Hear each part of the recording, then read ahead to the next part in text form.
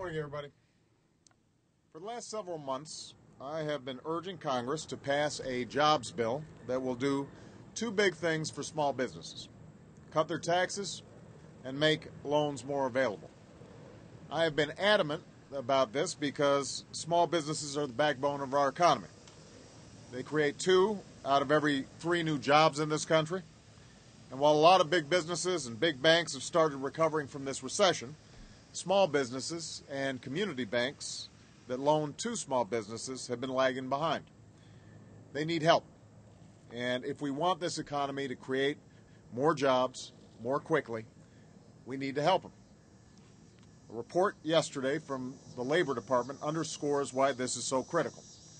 In the final few months of last year, small businesses with fewer than 50 employees accounted for more than 60% of the job losses in America.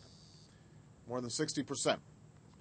These are the businesses that usually create most of the jobs in this country.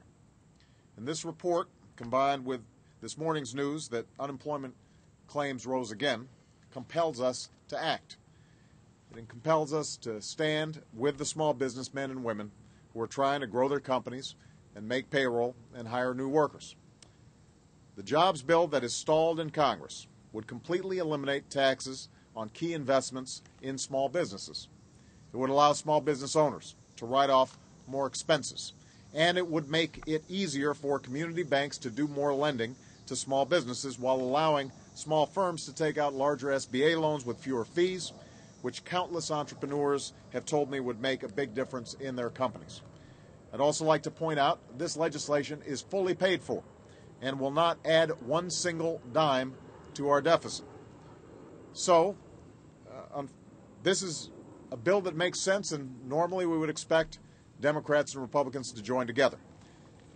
Unfortunately, a partisan minority in the Senate so far has refused to allow this jobs bill to come up for a vote.